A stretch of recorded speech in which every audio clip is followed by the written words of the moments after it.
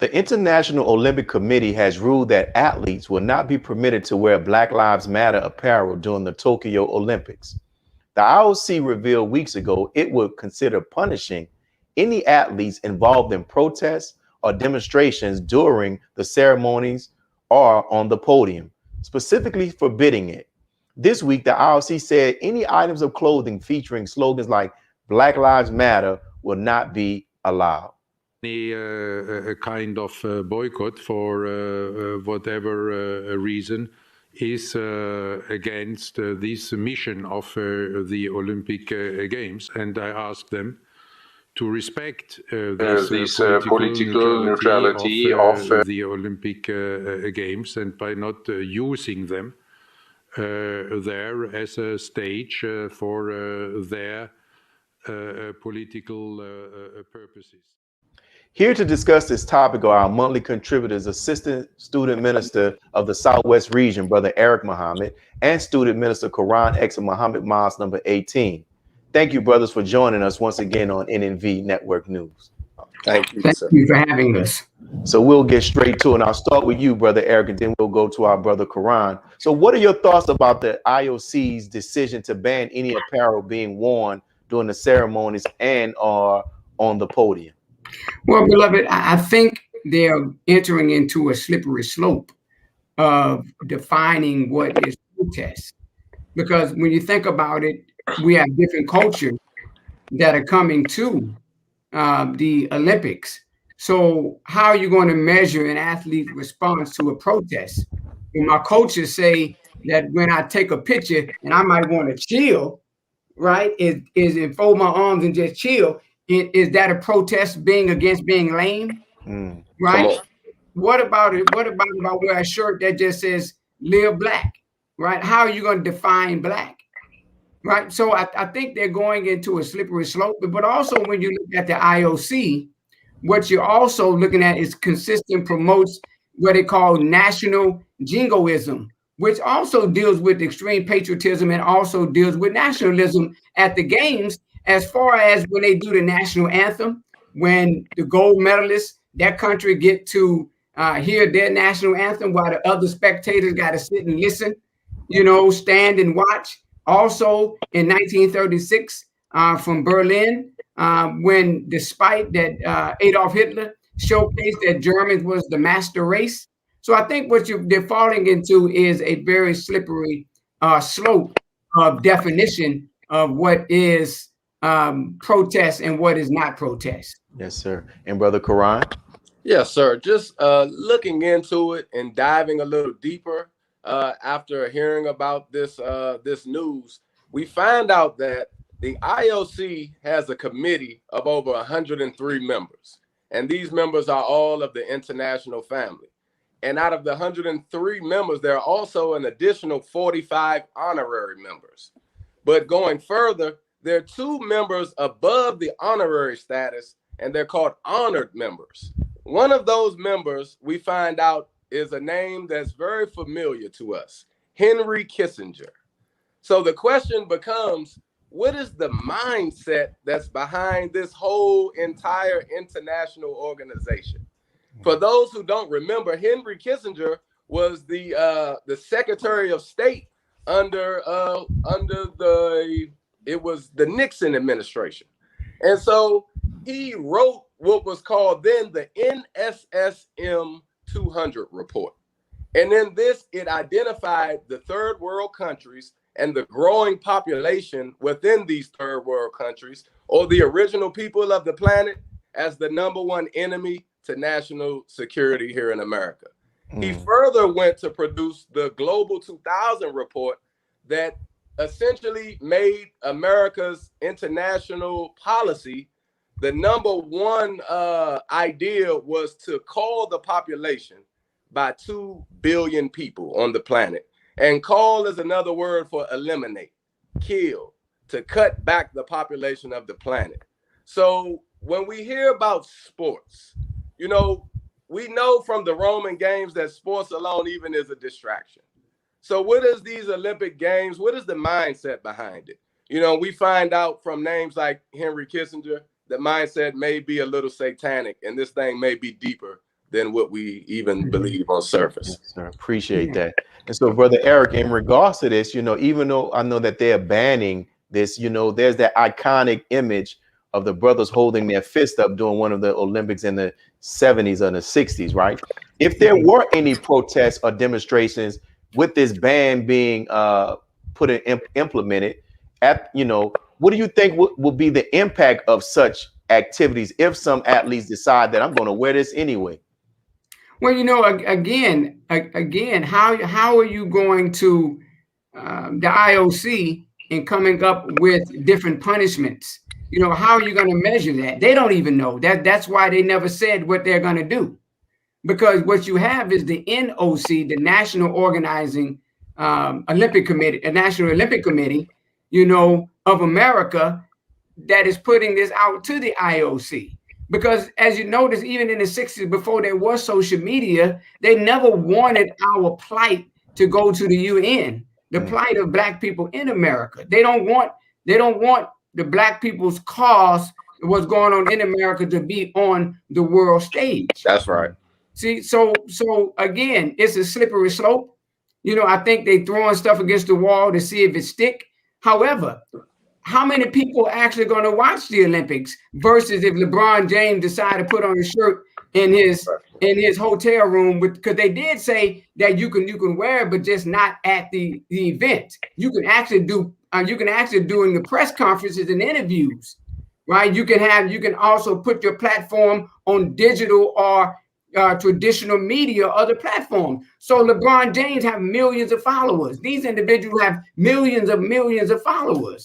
So the protests at the Olympics would get out even further reach than it would be individuals watching it on the IOC or whatever, Channel 2, NBC, which they'll be watching. Right. Great point, Brother Karan. Brother Eric brought up, a very great point about this in regards to America not wanting the plight of Black people to be brought on a national stage. So, right. And I find it interesting that the slogan Black Lives Matter has been mentioned specifically in the articles. Do you think this ruling could be a result of the U.S. using its governmental influence on the Olympics? We'll talk with you and then we'll come back and close out with Brother Eric on this question as well. Yes, sir. What a beautiful question, Student Minister Willie. I had a conversation and, I try to keep my ears to the streets, stay in tune with the people. And so initially you heard a lot of our people, murmuring about Tokyo and, and Japan and, the Japanese are so racist for this. But how much of this really directly came from the Japanese? Like you said, how much of America's hand is actually in this? And the question ultimately becomes, does America want the picture of Officer Derek Chauvin's knee on George Floyd's neck to be constantly being repeated on television screens and monitors all around the globe when they see the athletes having on Black Lives Matter apparel, shirts, and things like this? Because automatically they will say, well, what does this mean? Why do they have on this? And then that would be the answer. And the picture's worth 1,000 words, dear brother. That's a very good point, Brother Eric. What do you think about that? Because that would definitely be a black eye for America, that during these Olympics, people are showing that gruesome picture that resulted in the death of our brother George Floyd. Well, people have already seen it. It's already worldwide. So that's why this doesn't make sense. So when you look at the fact that it's already worldwide, I think what they want to do is out of sight, out of mind. That's why they run these games. That's right. Sport and play. They want you to forget about it. As they say, forget about it. They want you to forget about it. Well, but you can't forget about it. Every time a Black man show up and every time you see a Black woman, you're actually looking at Black Lives Matter. Come on. It's ingrained in the minds of the people throughout the world. So it's already been shown. So for them to offer it as a way of just having the Olympic Games without any disruption, it doesn't make sense. Because just because I wear it and I play in it, they playing in it now. But they said this, and I close the point. They said you can wear a shirt that said peace on it. That goes in hand in hand with Black Lives Matter. That's right. So they said you can wear these various slogans on it, right? But that connects also with Black Lives Matter. So again, to me, it just doesn't make sense, and I think it's just a waste of time, and it's just news that they wanted to put out there before the Olympics. It looks like the Olympic Committee is putting their knee on the black man's neck as well. They're just trying to silence out anything black, brother. So to that point, brother Karan, you know, normally just sometimes in human nature, that if you tell somebody not to do something, they do it anyway. So with that, do you think that they're going to be athletes in America all around that's still going to say, you know something, I'm doing it anyway? I really honestly and truly do believe that will be the case. But even I think an even more solid show of unity would be for the black athletes to get together and just don't go to the Olympics. You know, show out the power of our unity and come together. And, you know, they, believe it or not, just the black basketball players, if they got together and got on TV and played a pickup game, they get more ratings than the NBA without them. So think about that. You know, maybe this would be a time for us, while we have the spotlight on us, an international spotlight, to actually show the power of our unity and withdraw from the sport and play for just a little bit, you know? You know, and I can see them doing that in basketball, because in basketball, you're right, beloved, that's an excellent example, because they already, basketball play all the time and, you know, across the world, right? You know, but for those who, like for track and field, you know, many of them are gymnastics. Many of them don't even, it's every 4 years. That's right. So this is another reason why they put that out there, because they know it's been a dream of these athletes to play in the Olympics. Beautiful point. You know, to run in the Olympics, you see? And so this is why they throw it out there, because they know they're not going to back away. But if they did take your point, which I'm 1,000% agreement with, if they did take that point, it will force the IOC and the NOC to have to reevaluate that statement, because America do want to win gold medals, because America win more gold medals in the Summer Olympics than they do in the Winter Olympics. So can you imagine all black people that decide to stay at home, and what the quarter mile would look like, what the 4x4 would look like, what the 4x1 would look like? You know, you might just win the gold medal in swimming. That's right. Wow. Well, we thank you all for your insight, brothers. And what we're going to do, we're getting ready for our next break, and we'll be back with our contributors, and they're going to talk about some of these recent attacks on religious houses in America, specifically recently on a synagogue. Be a part of the force that powers truth in journalism. Go to nnvnews.com/donate.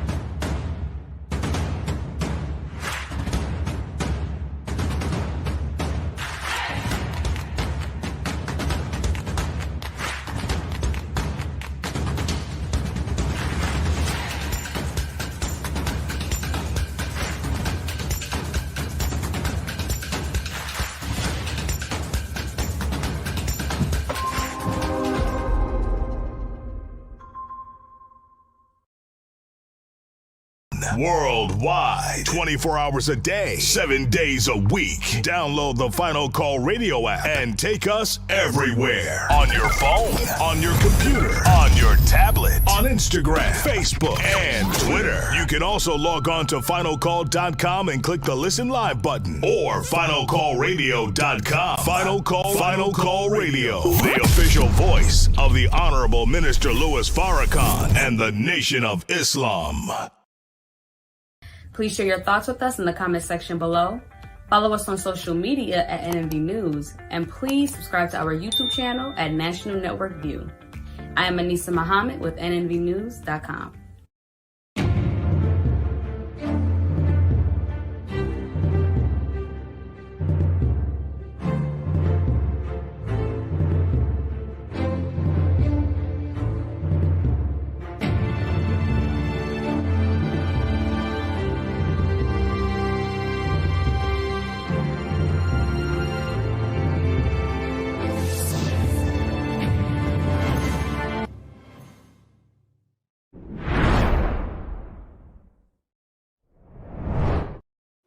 Surveillance footage showing a man hurling rocks through the doors and windows of houses of worship in New York City left community leaders on edge.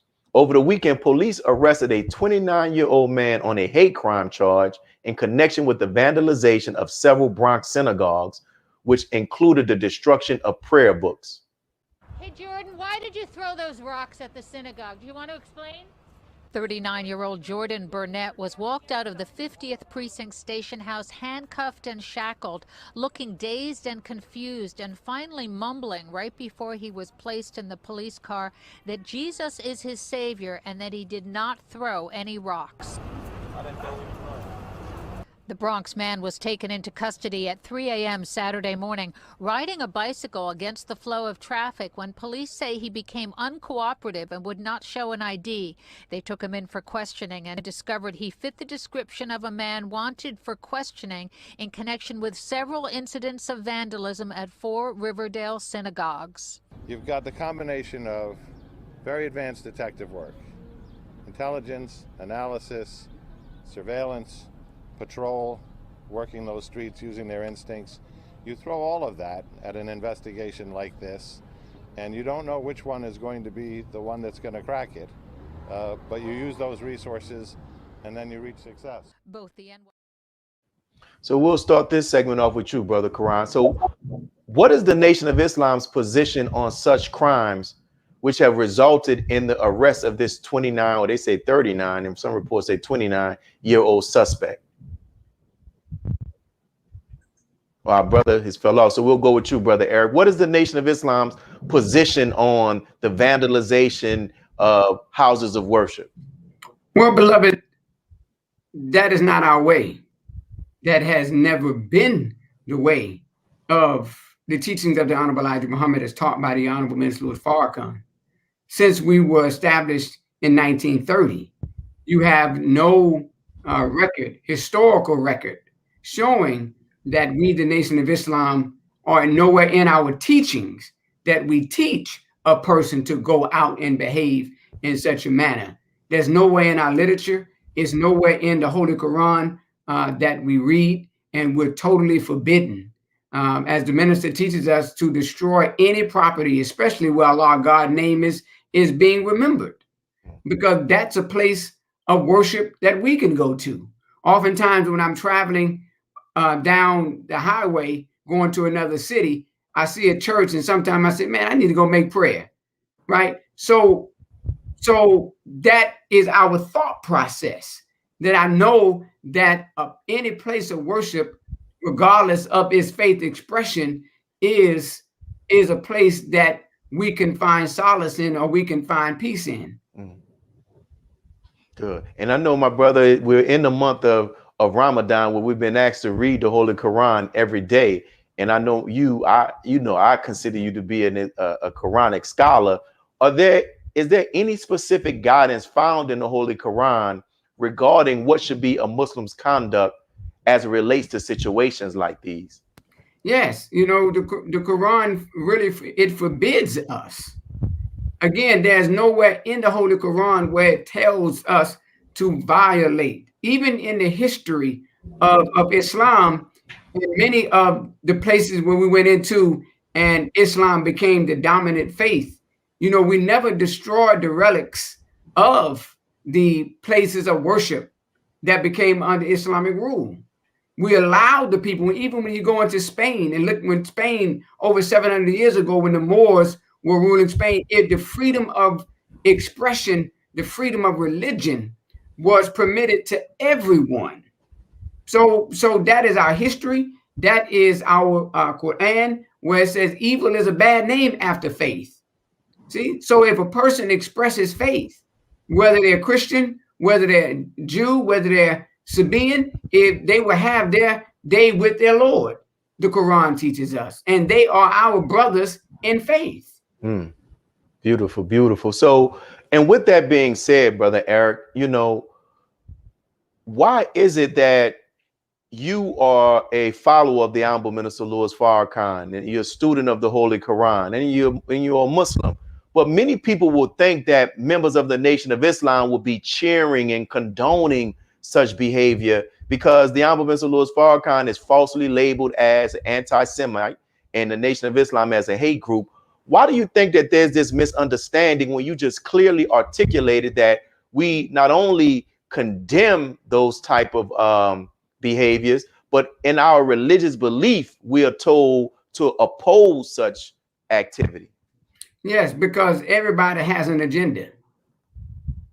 You see, what would happen to the American economy if everyone became Muslims under the leadership of the Honorable Minister of Farrakhan, the Nation of Islam, right? Following the tenets of the Quran. What would happen to what would happen with alcohol?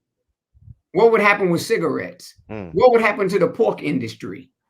See, so when we're looking at these things, you're looking at an economy that will fall. And what is this economy based on? So all throughout the scriptures, you see the men of God opposed by the leadership of government. And the question is, why? Why do they have to lie? Why they can't just say, well, okay, well, he didn't say that, we just oppose him. See, so it's because they have an agenda. Because as the Quran says, and the people will follow him. And if everybody followed him, then what type of country will you have? And what would happen to this American economy, this capitalistic society that you see? So they want to continue to muddy the waters with falsehood, muddy the waters with lies, muddy the waters with that which is just so untrue.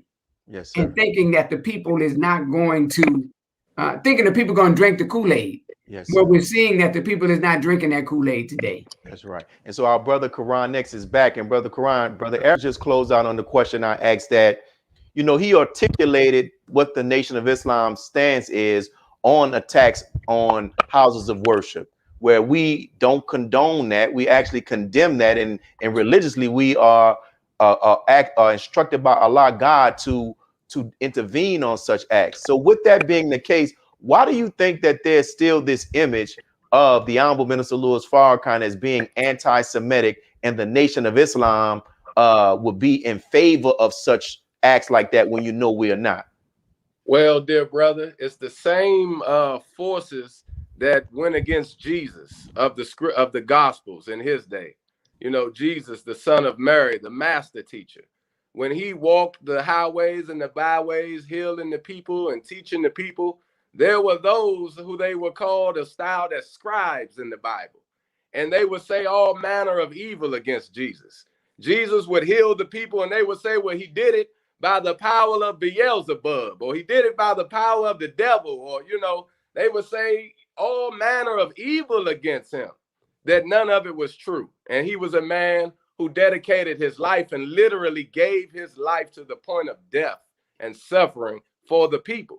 So we see a mirror of this in this modern time in the man that we so love as the Honorable Minister Louis Farrakhan. So the advice that I would give, the brother who was caught hurling bricks and things, I would advise our brother to look at the criterion message from the Honorable Minister Louis Farrakhan. He didn't tell us to throw bricks. He said hurl truth at falsehood until we knock out his brains. And the minister further points us to the Bible where it says the battle is not ours. That physical battle is the Lord's. And so come together. Our unity is more powerful than a brick and a rock. Dear brother, our unity is more powerful than an atom bomb, says the Honorable Elijah Muhammad. So I would suggest for us to come together in unity so the Lord can fight that battle. Because as long as we're still mixed up and up under our enemies and all in between and surrounding our enemies, how can the God fight our battles with us in the midst of them? Let's come together, dear people. Let's have our own schools. Let's have our own institutions. Let's do for self, plant our own food so that we can separate from those who we see as our oppressors, and the Lord can fight our battles. That is how we're instructed by the Yes, sir. Go ahead, brother Eric. Yeah, and at the core of it is when we have our own, the Honorable Minister Louis Farrakhan teach us, we want people to show the same level of respect that we show. Come on. So this is why we do not celebrate. This is why we do not participate in flag burning or taking down the flag and, you know, and doing things of that nature, is because one day, and we stand at attention doing the national anthem is because one day when we have our own, the Honorable Minister Farrakhan teaches us, is then we would want the same level of respect, because when people see, well, no, those are respectful people, then they too will show the same level of respect that we show. And that's why I gave the history of the Moors in Spain. If I may, just real quick. Yes, sir. Think about during the time when we go back into the scripture, Jehovah didn't tell the children of Israel to go out with nets and catch all the locusts in the land and then unleash them out on Pharaoh's people. Almighty God just commanded the locusts to attack Pharaoh and his people. He didn't send us out to catch frogs or the slaves to go out and pour blood into the water and all these things. The Lord did that. So, dear brothers, don't go out muddying your hands. This is not the way. This is not the way of God. This is not the way that we are instructed in the Nation of Islam, especially for those members. And Brother Eric, we have about 2 more minutes before we go into break. Can you explain, is it true or is it false that as members of the Nation of Islam, that we are not to carry weapons? That's right. Can you elaborate on that before the break? Yes, and that we don't carry weapons. You know, we don't carry as much as a penknife. That's right. And so as my brother Quran was so eloquently explaining, is that vengeance is mine, said the Lord. Because look at our community and our condition. That's right. Instead of making a point of argument with intelligence and knowledge, and I get in my emotion, and if I had a gun, then what would transpire? You see this wonderful discourse that you and I and our brother Quran is having? You know, so what if it got a little heated and we were together and we had weapons? What would that cause? But that's right. But however, as we're taught that we don't care as much as a penknife, and that we let our words be that which we use, because as my brother stated, the scripture says, vengeance is mine, said the Lord. All through the Quran, you see that, and through the Bible, you see that. Brother Quran, we have 1 quick minute. What are your thoughts on that in 1 minute? Yes, sir. Our power, 10 black men organized and united look like 10,000 to an enemy. So if we come together and organize, we come together and clean up, because I don't want to go to war with nobody high and drunk anyway, because they're going to leave me out there. They how can you have my back? You out there lifted. So with that being said, let's clean up. Let's stand up. Let's come together in unity, and we're stronger than any weapon, anyone. No weapon formed against us shall prosper, says the scripture. Thank you all, brothers. And we also thank our people. We see you all who are commenting. We appreciate you commenting. We're going to pause and we're going to go into our next public announcements, and we'll be back with our last segment. Be a part of the force that powers truth in journalism. Your support helps to combat false media. Cash App NNV News. Greetings from National Network View. This week's Final Call cover story headline memorializes the late, great DMX. Last week, DMX's life was celebrated at the Barclays Center in Brooklyn. Large crowds gathered to honor the legend. They were there to remember a man who wasn't afraid to express his pain with the world. The Honorable Minister Louis Farrakhan spoke via Zoom to the large audience.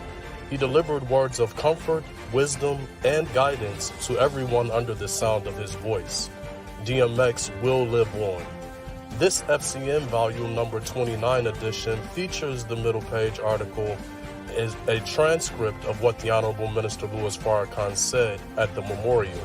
To read more, subscribe to finalcalldigital.com and tune in to the all-new Final Call Radio. This is the NNVnews.com Final Call cover report. This is Sister Sajda Muhammad. We are proud to announce that the Sajda House commemorative Elijah coins are finally here. This priceless heirloom, made from recycled copper from the messenger's home, is now available at sajdahouse.com. Please make sure you leave your comments and questions in the comment section below. Follow us on Facebook, National Network View, and make sure to check us out on Twitter as well, National Network View. This is Sergio Gutierrez with National Network View, signing off.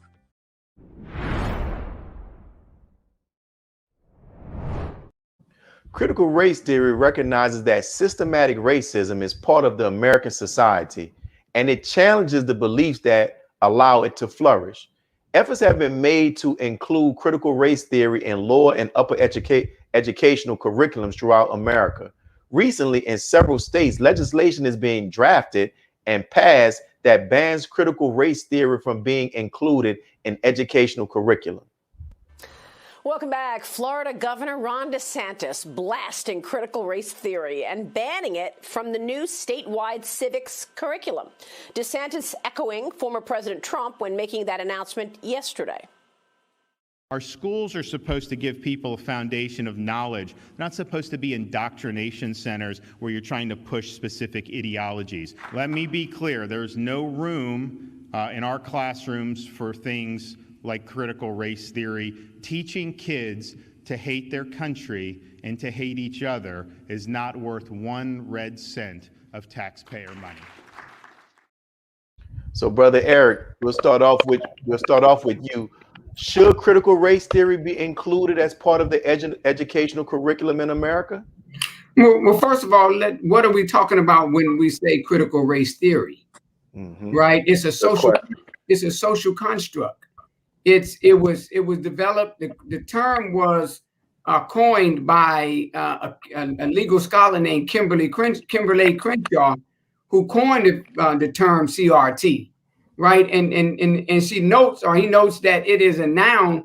It is not a noun, but a verb, right? It critiques how social construct of race and institutionalized racism perpetuates a racial caste system that regulates people of color to the bottom of the tiers. So that's one aspect of it, right? So we can agree with that, because if I want to teach Yakub history, that is history. And as the governor stated, that is knowledge, teaching you where you come from. Now, if you feel a certain way about yourself after that, then that's on you.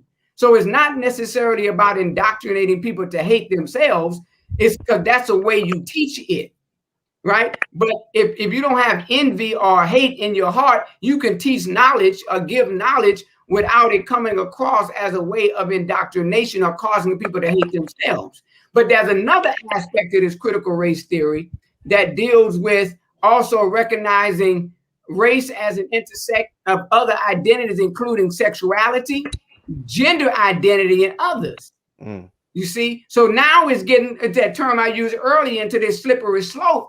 Right? When you're dealing with transgender, right? Where boys can say they're girls and girls can say they're boys, right? And now you're muttering again the curriculum. But what is at the root of this?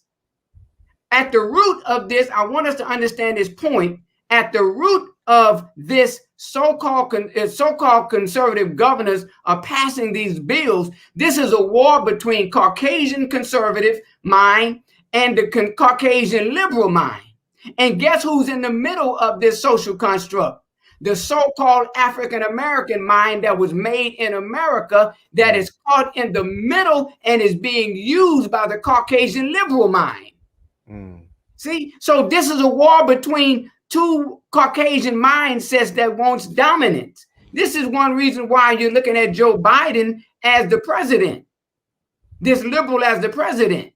Right. So what you're dealing with is this mindset of Joe Biden, the liberals, telling the white conservatives, hey, man, look here. If you come this route, you can still be in the rulership, because black people give almost 95% of their vote to the Democratic Party. And regardless of our scholarship, this is the mind that we produce, not the mind of separation. So I agree with certain aspects of it. To your original question, I agree with certain aspects of it, that we should be able to teach knowledge without it being an indoctrination into a person that would cause them to hate themselves, because we all come from a state of a position of life, all people, that is not so to be spoken of. But Allah found a way to raise us all up out of that condition. So we do definitely need to teach that history. So, Brother Quran, so like as Brother Eric mentioned, and repeating what I think it was the governor or the mayor who said, he talked about how they shouldn't be taught. So he actually said it was unpatriotic. So is the inclusion of critical race theory that challenges On the surface, it challenges systematic racism in American society. Is it unpatriotic from your perspective? Well, dear brother, we look at the foundations of America. In a way, you can say it's unpatriotic because America was founded on slavery and oppression. America was founded on the extermination of the original inhabitants of the country. And then it was built on the backs of those that they went across the seas and captured and brought across, and many, many of us died, as we know the story in that.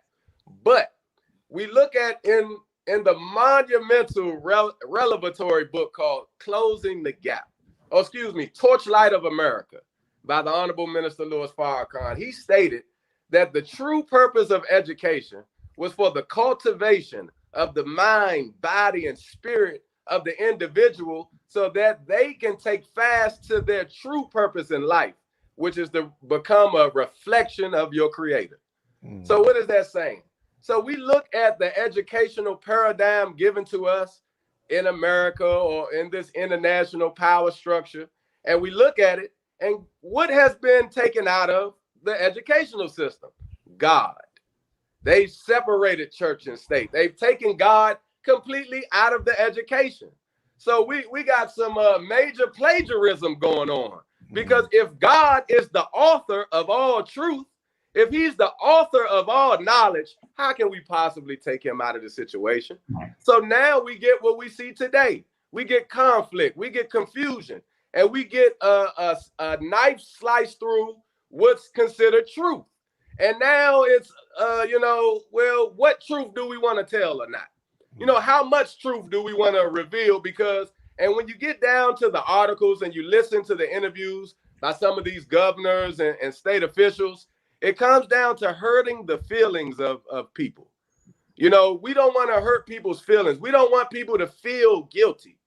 Well, sometimes the damn truth hurts.